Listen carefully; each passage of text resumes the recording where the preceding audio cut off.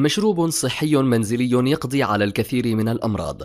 نعرض لكم مكونات مشروب صحي رائع يمكن تحضيره في المنزل، ومن مكونات بسيطة ومتوفرة في جميع المنازل، ليقيك من الأمراض والبكتيريا والجراثيم التي نتعرض لها في حياتنا اليومية، وسيجعل يومك أكثر نشاطا وحيوية. مكونات المشروب الصحي: كوب من الماء الفاتر، ربع ملعقة من الكركم، فهو واحد من أكثر التوابل الطبيعية القوية الصحية في العالم، فهذا التابل الرائع متواجد بكثرة في معظم المنازل، وذلك ليس فقط لنكهته الرائعة في الطعام، ولكن أيضا لأنه يمتلك الكثير من الفوائد الصحية. نصف ليمونة، والليمون لا يخفى عليكم مدى تأثيره وفوائده على الجسم.